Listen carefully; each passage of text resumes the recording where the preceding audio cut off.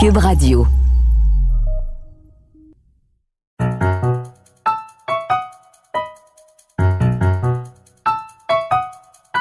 Ici Mathieu Bock-Côté et bienvenue aux Idées mènent le monde.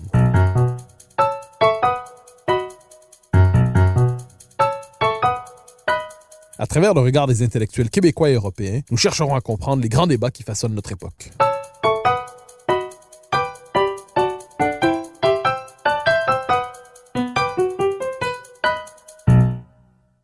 Depuis quelques mois, quelques concepts se sont imposés au cœur de notre actualité et y prennent une très grande place. Parmi ceux-là, on trouve celui de racisme systémique. Pour les uns, il a la puissance d'une évidence absolue. Pour d'autres, il éclaire bien moins qu'il n'embrouillarde des réalités infiniment plus complexes. Pour mieux comprendre ce concept et ceux qui l'entourent, je reçois la sociologue Joëlle Quérin, qui est professeure de sociologie au Cégep de Saint-Jérôme. Joëlle Quérin, bonjour. Bonjour. Alors, une question première, ce concept racisme systémique qui s'est imposé dans l'actualité québécoise depuis quelques mois, mais qui était présent depuis plusieurs années, débat déjà dans plusieurs instances, dans plusieurs institutions. Pourriez-vous nous faire une relative généalogie de ce concept, pourriez-vous nous le définir et nous expliquer en gros d'où il vient? Oui, en fait, moi, le concept de racisme systémique, je l'ai vu apparaître dès le début de mes études en sociologie, là, il y a une quinzaine d'années. Évidemment, c'était pas le concept dominant que c'est devenu aujourd'hui, mais ça commençait. Et en fait, ce qui était le concept dominant à l'époque, c'était celui de discrimination.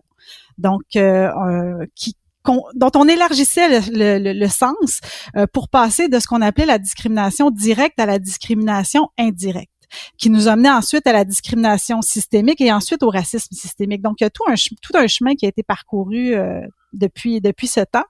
Ce qu'on cherchait à faire avec le concept de discrimination, c'était de décrire des situations où, même si on traitait tout le monde de la même façon, on avait des effets différents sur chacun, sur certains groupes, et on disait, ben là, ça, c'est discriminatoire. On prenait souvent l'exemple du handicap, puis je pense que c'est le plus facile à comprendre. Là, on disait, ben si on a une règle qui est commune, qui est la même pour tout le monde, par exemple, prendre les escaliers. Ben, en apparence, cette règle-là, elle est neutre, elle n'est pas discriminatoire. Tout le monde doit prendre le même chemin qui est les escaliers. Mais évidemment, si vous êtes en fauteuil roulant et que vous avez besoin d'une rampe d'accès, mais ça a un effet discriminatoire sur vous. Donc, on voulait trouver un concept qui permettait de nommer ces situations qui étaient discriminatoires, même si en apparence, elles étaient neutres. Le problème, c'est qu'on a basculé de cet exemple-là du handicap avec lequel tout le monde était d'accord vers d'autres situations où il y avait davantage place à interprétation. Et je me souviens, moi, j'ai travaillé sur les accommodements raisonnables pendant la crise des accommodements raisonnables. Et c'est de cette façon-là que procédait Charles Taylor au début des audiences publiques de la commission Bouchard-Taylor. Il me disait, ben vous voyez, les escaliers, c'est pas fait pour tout le monde. Ben de la même façon, la laïcité, c'est pas fait pour tout le monde. Et donc, on basculait du handicap vers la religion en disant, ben vous savez, les règles communes ne sont pas adaptées à tout le monde. Et on disait finalement que, demander à une personne de faire un compromis sur ses pratiques religieuses, c'était tout aussi inacceptable et discriminatoire que de demander à une personne en fauteuil roulant de monter des marches. Et c'était la logique d'ailleurs dans l'affaire du Kirpan. On disait, ben la règle commune qui est pas de couteau à l'école, pas d'arme blanche à l'école, elle peut sembler neutre, mais dans les faits, elle est discriminatoire. Parce que elle a un effet différent sur les personnes qui sont de religion sikh et qui doivent porter leur kirpan. Donc, ça a commencé de cette façon-là en disant, ce qui nous semble juste, ce qui nous semble être une règle commune, qui ne vise pas un groupe en particulier, qui ne cible pas un groupe en particulier, peut avoir des effets discriminatoires. Et là, on s'est mis à chercher dans tous les systèmes, dans toutes les institutions, toutes ces règles communes qui pouvaient avoir un effet différencié sur certains groupes, et on s'est mis à interpréter tout ça comme étant de la discrimination. Et donc là, on a dit, ça c'est de la discrimination systémique. Quand il y a un ensemble de pratiques dans une institution donnée qui ont des effets différenciés sur certains groupes, on peut parler alors de discrimination systémique. Et là, de discrimination systémique, on est passé au racisme systémique en disant, finalement, ces systèmes-là, ces institutions-là sont fondamentalement imprégnés par le racisme. Alors, dans cette logique, est-ce qu'on doit comprendre que, par exemple, l'interdiction, juste pour être certain de bien comprendre, l'interdiction du kirpan à l'école au nom de la laïcité ou au nom de la proscription des armes blanches, et ainsi de suite, c'est une manifestation de discrimination systémique et de racisme systémique pour ceux qui adhèrent à cette théorie?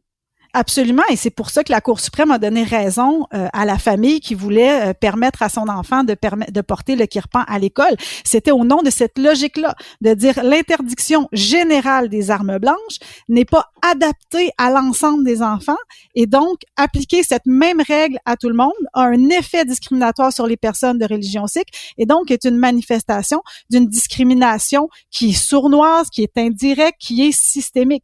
Alors oui, tout à fait. La règle commune est considérée comme discriminatoire.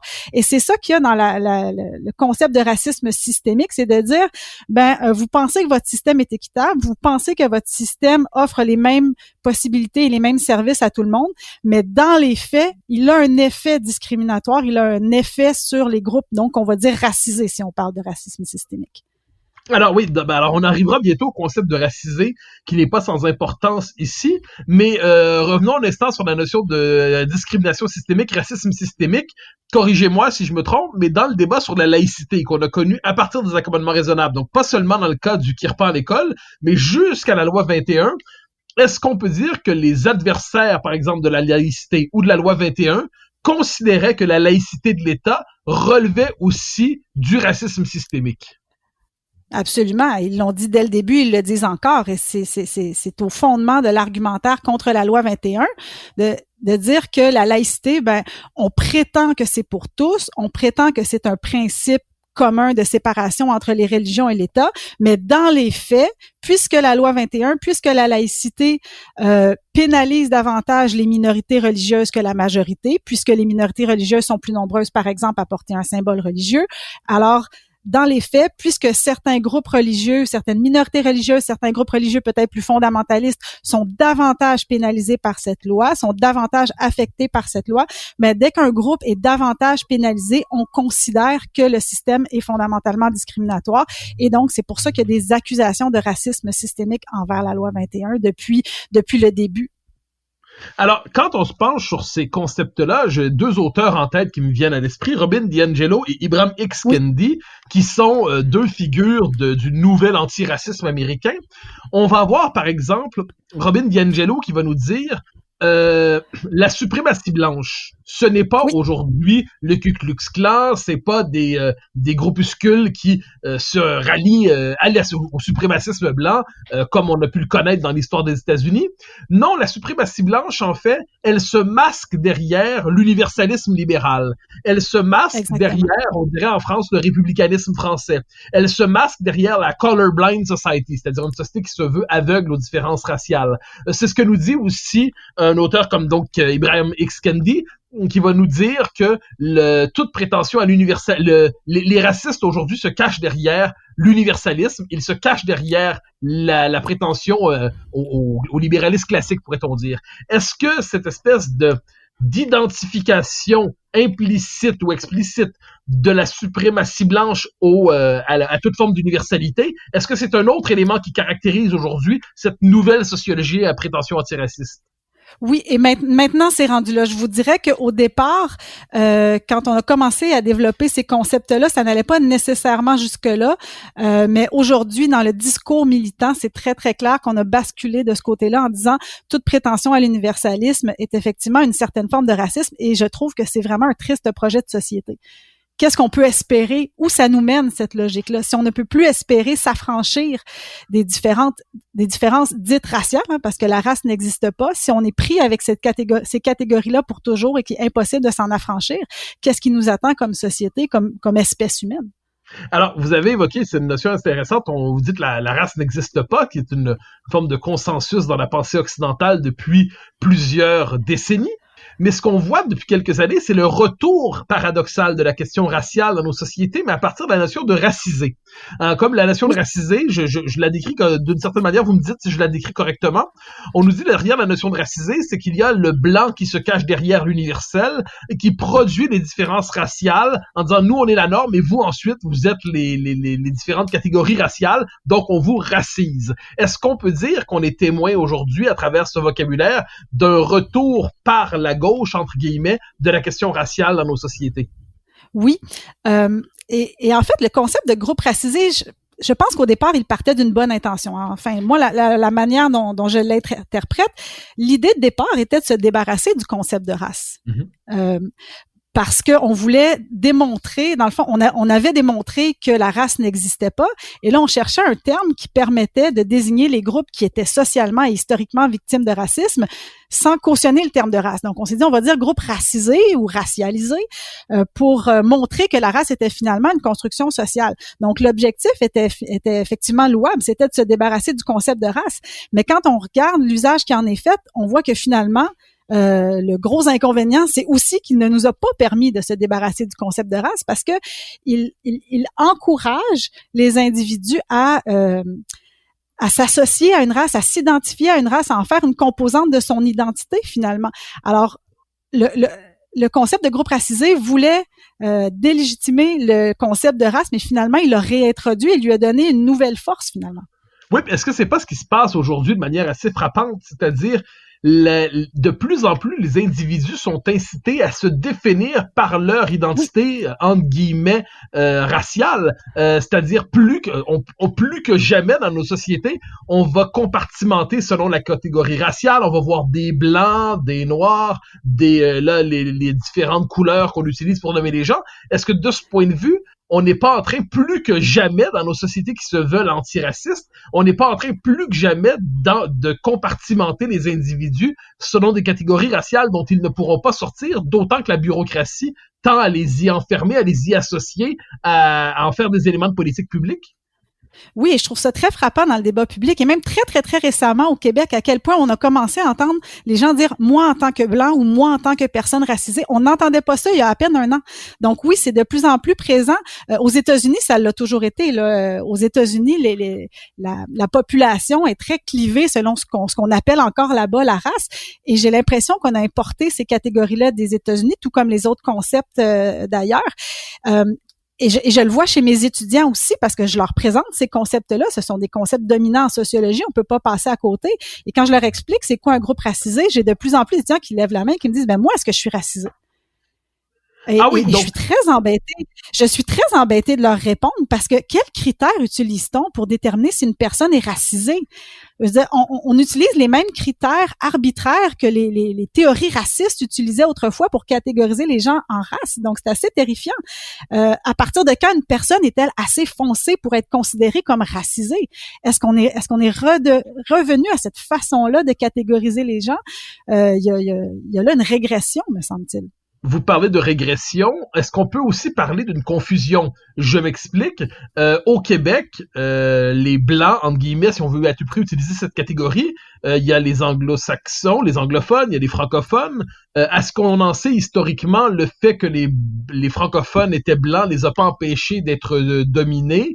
Le fait que les francophones et les anglophones étaient blancs les a pas empêchés de se contredire? Est-ce qu'on peut pas dire que dans une société comme le Québec, le clivage social dominant, ce n'était pas la race, mais la langue et la culture? Est-ce qu'on peut dire de ce point de vue que l'importation de catégories américaines rend notre société de moins en moins capable de se comprendre elle-même?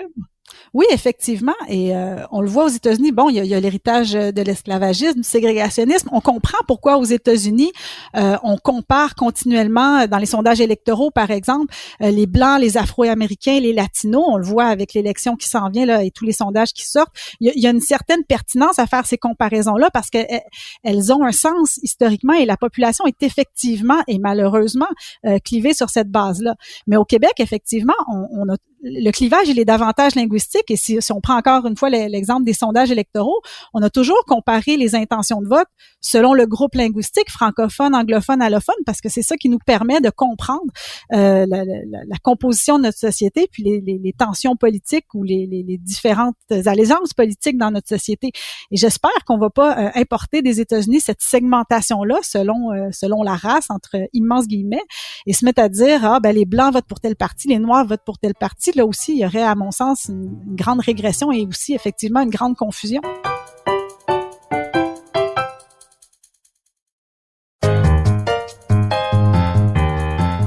Alors, il y a un autre concept qui est utilisé de manière, dans cet univers mental, qui est le concept de privilège blanc. Est-ce que vous pourriez l'expliquer pour nous? Est-ce que vous pourriez nous le décrire, le décrypter pour nous?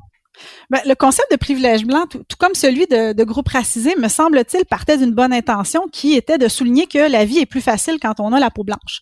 Et effectivement, je pense que c'est important de prendre conscience du fait que les Blancs ont une position plus avantageuse dans notre société et qui sont pas confrontés aux mêmes obstacles que les autres.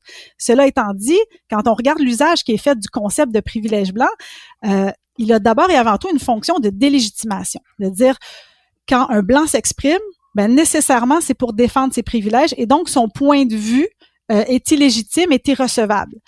Ça réduit l'individu à la couleur de sa peau et donc à partir du moment où quelqu'un a le privilège blanc, mais il fait partie des privilégiés, donc il doit se taire. Et du point de vue du privilège blanc, là, notre conversation qu'on a en ce moment est illégitime, puisque nous sommes deux blancs en train de parler de racisme. Oui, donc c'est vraiment pour faire taire et pour tuer le débat. Oui, c'est une fermeture complète au dialogue. On va l'entendre souvent en disant, par exemple, on va entendre des concepts comme white-splaining, en disant, par exemple, que les Blancs, entre guillemets, si on doit à tout prix utiliser cette catégorie, ne doivent pas s'exprimer sur les questions de théorie de racisme systémique et ainsi de suite, parce qu'ils ne feraient que reconduire leurs privilèges. Est-ce que ça, c'est pas sans lien avec la critique aujourd'hui de la liberté d'expression? Certains vont nous dire, on l'a vu dans le débat cet été aux États-Unis, où 150 intellectuels associés à la gauche libérale plaidaient pour la liberté d'expression, puis on leur a répondu non, parce que la liberté d'expression, c'est l'institution, c'est le droit qui permet aux catégories sociales avantagées de défendre leurs privilèges derrière un masque libéral, derrière un masque démocratique. Est-ce qu'on peut dire que la critique de la liberté d'expression est une conséquence de cette racialisation des rapports sociaux? En tout cas, elle en fait partie très certainement parce que ce qu'on dit aux personnes donc dont la peau est blanche, et encore là, quels critères utilise-t-on pour déterminer que quelqu'un est blanc? Il y a vraiment, je le rappelle, là, beaucoup d'arbitraire là-dedans, mais on leur dit, vous êtes dans une situation privilégiée, donc vous n'avez pas le droit de vous exprimer et peu importe ce que vous dites, ça n'aura aucune valeur. Donc, c'est la position de la personne qui parle qui compte et non pas les propos et non pas les arguments que cette personne-là va avancer qui sont d'avance considérés comme illégitimes. Alors oui, effectivement, c'est la liberté d'expression qui est visée là-dedans absolument. Et finalement, la seule chose qu'une personne dont la peau est blanche a le droit de dire finalement, et ça Justin Trudeau l'a bien compris, c'est « je m'excuse ». Parce que la moindre nuance qu'une personne qui a la peau blanche peut vouloir apporter au débat, la moindre question même qu'elle peut vouloir poser va être interprétée comme la preuve que cette personne-là est raciste, comme la preuve que cette personne-là défend ses privilèges ou comme une manifestation de sa fragilité blanche. Alors, on ne s'en sort pas, il y a rien qui peut être dit. Alors, je vous relance, je peux pas m'empêcher de vous relancer sur cet autre concept, white fragility, fragilité blanche. On le sait, après les événements terribles de Minneapolis cet été, on s'appelle George Floyd qui meurt dans des circonstances atroces. Très rapidement, on part de cet événement en étendre la portée, et on voit le livre White Fragility de Robin DiAngelo trouver un écho incroyable aux États-Unis. On cherche même à l'imposer au Québec ensuite. Et au cœur de ce livre, il y a le concept de fragilité blanche. Pourriez-vous nous en décrire l'esprit? Le concept de fragilité blanche, ça renvoie à la réaction des Blancs qui se font dire qu'ils sont racistes. Et que ça part du postulat que tous les Blancs sont racistes. Et ça, c'est écrit clairement dans le livre de Robin DiAngelo. Pour elle, il y a seulement deux sortes de Blancs. Il y a les Blancs qui sont racistes et qui l'admettent et qui font un travail d'introspection continuelle pour débusquer le racisme en eux sans jamais s'en débarrasser complètement, puisque effectivement la suprématie blanche est en eux depuis toujours. Et de l'autre côté, il y a les Blancs qui sont racistes et qui ne l'admettent pas. Et ce sont eux qui souffrent de fragilité blanche parce que eux sont trop fragiles pour accepter d'être confrontés à leur propre racisme. Donc, quand on leur dit qu'ils sont racistes, ben, ils sont sur la défensive, ils sont dans le déni, ils deviennent émotifs et ce serait là donc la preuve de leur fragilité et de leur racisme. Donc, parce qu'ils nient qu'ils sont racistes, c'est bien la preuve qu'ils sont racistes. Ah oui, d'accord, on est bien avancé. Alors, on est avec ça, on l'aura compris, avec toute une série de concepts qui se répondent les uns les autres. Oui. Une question que je peux pas m'empêcher de vous poser, c'est ces concepts-là, pour ceux qui ont fréquenté les départements de sociologie, vous l'avez évoqué en tout début d'entretien, il y a quelques années, ils étaient présents, ils existaient, on les connaissait, on les rencontrait, mais ils n'avaient pas encore percolé dans la société. À la rigueur, on les croisait aussi à la Commission des droits de la personne, on les croisait dans certains départements de recherche dans les ministères, mais ils ne faisaient pas partie du vocabulaire ordinaire. Or, en l'espace de quelques années, peut-être même quelques mois, ils ont véritablement pénétré la culture populaire ou à tout le moins la culture médiatique dominante. Comment expliquez-vous cette espèce de déconfinement de cette sociologie et sa capacité de contaminer, de toucher l'ensemble de la vie sociale? Ben, c'est qu'il y a une rencontre entre la sociologie universitaire et le militantisme. Donc, ces concepts-là sont utilisés par les militants qui voient effectivement une façon d'analyser la société et aussi une injonction pour les gouvernements de dire ben voilà, vous devez d'abord reconnaître ces concepts-là, et les gouvernements, on le voit avec les réactions du gouvernement Legault ces temps-ci, ne savent pas trop comment composer avec ces concepts-là parce que eux ne jonglent pas avec les concepts à journée longue. Ils sont plutôt dans l'action, et on leur reproche d'ailleurs d'être dans l'action en disant non, dire qu'on veut agir plutôt que réfléchir et admettre et reconnaître ces concepts-là, c'est en soi une preuve de racisme. Alors, je vous amènerai sur le terrain un instant de l'analyse politique. Comme d'après vous, si le gouvernement Legault reconnaissait comme on veut le forcer à le faire, le concept de racisme systémique. Est-ce qu'il y aurait est-ce qu'il ne s'agirait que d'une forme de concession symbolique, ou est-ce qu'il y aurait à moyen terme des conséquences politiques, administratives, juridiques à sa soumission à ce concept? Non, je pense pas que c'est banal d'utiliser ce concept-là. Les mots ne sont pas neutres. Les mots ont des effets, et aussi ces mots-là. Donc, les militants ont des attentes par rapport à ces mots-là. Et donc, à partir du moment où le gouvernement va avoir reconnu le racisme systémique, les groupes militants n'attendent que ça pour dire, eh bien, voici ce que ça recouvre, le racisme systémique, et voici tout ce que vous devez changer dans vos lois pour être conséquent avec le fait que vous avez reconnu le racisme systémique. Donc, ce n'est pas banal, ce n'est pas uniquement un débat sémantique, ça a des conséquences et ça a des implications. Et je pense, on évoquait tout à l'heure la loi 21, mais ça va être la prochaine chose qui va être dite. Vous avez reconnu l'existence de discrimination systémique. Là, on semble vouloir le faire dans le cas des Autochtones, et puis le cas des Autochtones est particulier. Mais là, ce qu'on va dire, c'est, alors, puisque vous reconnaissez qu'il y a du racisme systémique envers les Autochtones, pourquoi ne reconnaissez-vous pas que la loi 21 est aussi une forme de racisme systémique, mais cette fois-ci envers les minorités religieuses? Donc oui, reconnaître le racisme systémique, ça a des implications très, très concrètes. Est-ce qu'on peut pas dire aussi qu'à travers cette théorie-là, on assiste à une forme je dirais, de simplification à outrance des problèmes sociaux?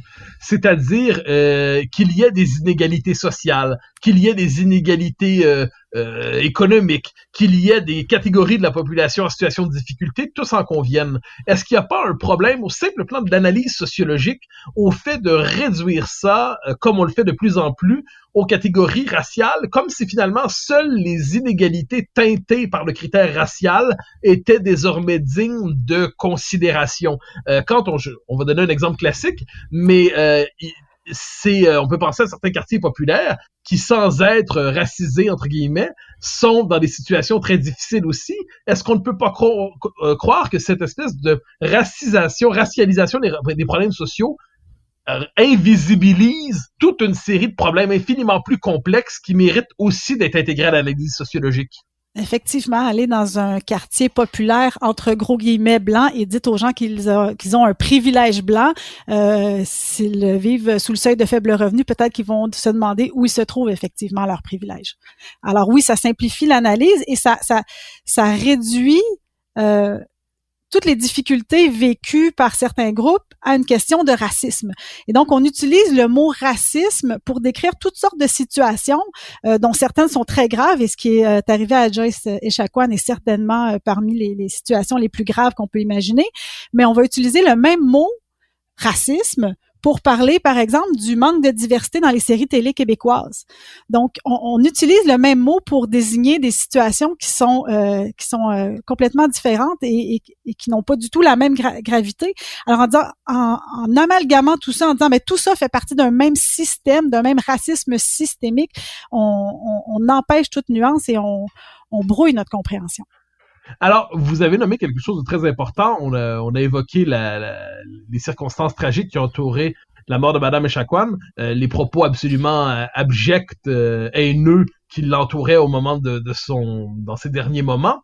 Mais est-ce qu'il n'y a pas un paradoxe dans la théorie du racisme systémique qui consiste à désindividualiser le racisme, donc à déresponsabiliser, en dernière instance, les racistes lorsqu'on les rencontre, pour les transformer en simples symptômes d'un système? Est-ce qu'on n'est pas dans cette situation paradoxale où cette théorie-là déresponsabilise les racistes et transfère la responsabilité sur ceux qui condamnent les racistes? Effectivement, on a dans ce drame-là deux individus qui ont tenu des propos racistes et qui ont posé des gestes graves. Et la première réaction, c'est assez étonnant de voir que la première réaction de certains militants antiracistes a été de dire il ne faut pas blâmer ces deux individus-là, il faut blâmer le système. Donc, on est en présence de deux individus clairement racistes et on refuse de condamner ce racisme-là parce que on ne voudrait pas que la condamnation de ces deux individus-là nous amène à nous éloigner d'une analyse systémique. Alors, effectivement, le pire des racismes dans ses manifestations les plus claires et les plus évidentes, on est hésitant à le condamner au nom de la lutte contre le racisme systémique. Alors, dans cet esprit, est-ce qu'on peut dire, j'y vais d'une formule que j'emploie, mais est-ce qu'on peut dire que la théorie du racisme systémique fait du racisme non plus une attitude et une doctrine, mais une forme de système invisible partout agissant, mais qu'on peut jamais identifier, circonscrire? Autrement dit, est-ce qu'on n'est pas devant, j'utilise une formule, je vous demande certainement pas de l'endosser, mais je dis quelquefois que la théorie du racisme systémique, c'est un peu comme ceux qui croient au même rapport que les croyants en Dieu, c'est-à-dire qu'ils voient partout des preuves de ces manifestations, quelles que soient les circonstances. Est-ce qu'on n'est pas... Oui, ça devient effectivement le cadre d'analyse, effectivement, à partir duquel on interprète toutes sortes de situations. Effectivement, on peut dire que on s'éloigne de l'individu pour pouvoir tout expliquer sous l'angle du système, mais en même temps, avec les nouveaux concepts, au départ, racisme systémique, discrimination systémique, ça avait cet objectif-là de parler du système plutôt que de parler des individus. Et on l'a fait pendant longtemps. Et quand il y avait tout le débat sur la nécessité de mettre en place une commission d'enquête sur le racisme systémique au Québec, c'est un des arguments qui était beaucoup mis de l'avant pour convaincre la population de tenir cette commission-là. C'est de dire, ça sert pas à cibler des individus, ça sert pas à blâmer des individus, ça sert pas à dire qu'il y a des individus qui sont racistes, ça sert à débusquer les pratiques inconsciemment racistes dans le système. Et donc, on voulait s'éloigner de l'individu pour mettre l'accent sur le système. Mais maintenant, avec le concept de privilège blanc, avec le concept de fragilité blanche, il me semble qu'on revient à l'individu, mais non pas en ciblant des individus particuliers, mais en faisant peser sur chaque individu blanc le poids du racisme. Donc, il y a un retour de l'individu, mais non pas de l'individu ciblé, mais de chaque individu blanc qui est accusé d'être raciste et qui est invité à se taire, à faire une introspection et à cesser de défendre ses privilèges. Donc, il y a un retour de l'individu, mais sous une forme que personnellement, je n'avais pas vu venir. Et on se rapproche de la fin de l'entretien. Je ne m'en voudrais pas aborder ce qui est peut-être le grand élément invisible de la présente querelle sur la question du racisme systémique, c'est la loi fédérale sur les Indiens. La loi fédérale sur les Indiens, qui est une loi que, alors, ce sont mes mots, je ne vous les prête pas, à vous de la qualifier comme vous le voudrez, mais qui est une loi qui relève du racisme d'État, sans le moindre doute, d'un apartheid au sens strict du terme, c'est-à-dire c'est une loi d'apartheid, une loi qui incarne une forme de racisme institutionnalisé, disons ça comme ça.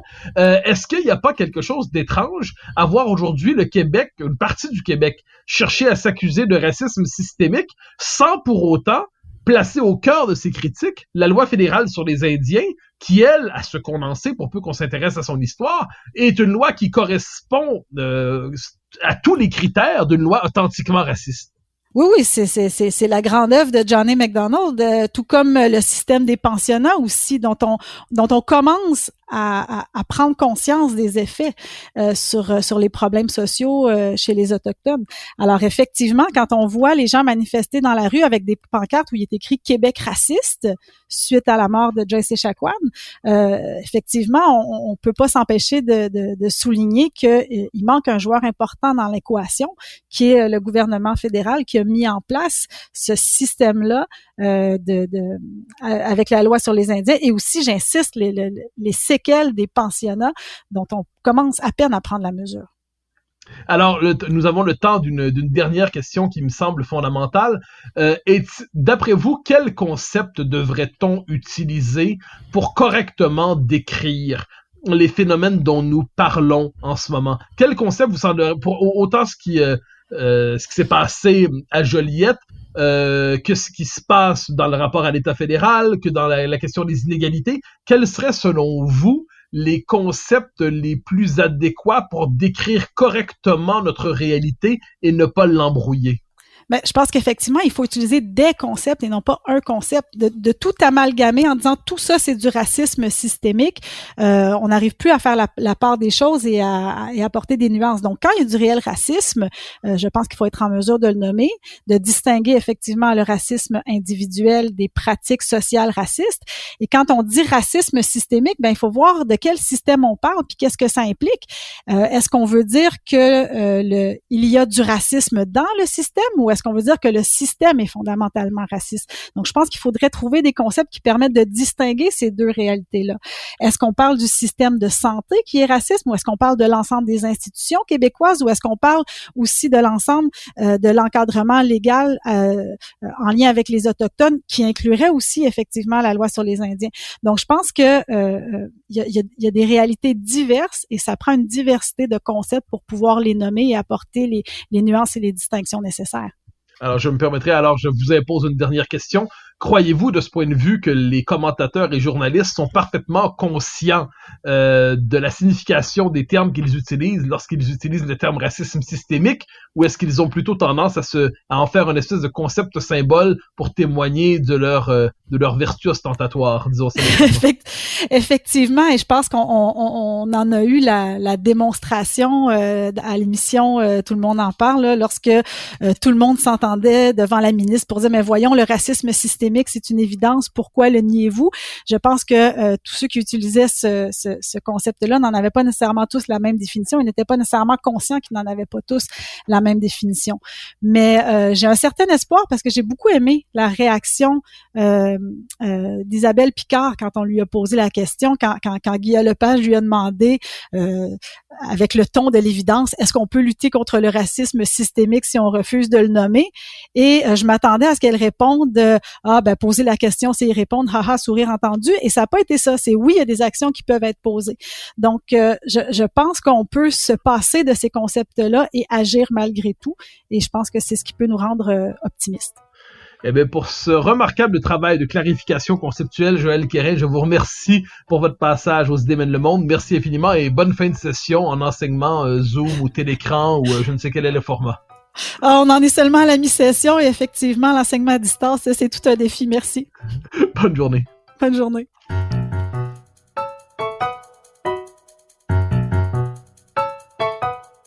Chers auditeurs des Idées mènent le monde, vous pouvez faire connaître le balado sur vos réseaux sociaux en partageant les épisodes que vous aimez. Cela nous donne à chaque fois un fier coup de main pour faire circuler les idées. Aussi, si vous écoutez sur une autre plateforme que Cube Radio, laissez-nous un commentaire. C'est encore une fois un geste qui nous permettra de faire connaître la série à un plus grand nombre. Merci à vous d'être à l'écoute. Vous pouvez me suivre sur Twitter et sur Facebook. Vous pouvez également lire mes chroniques chaque mardi, mercredi, jeudi et samedi dans le Journal de Montréal. Vous pouvez également m'écouter chaque semaine à la Joute et sur Cube Radio, tous les jours à 10h à l'émission de Richard Martineau. Animation et recherche, Mathieu Bock-Côté. Réalisation, Anne-Sophie Carpentier. Une production Cube Radio.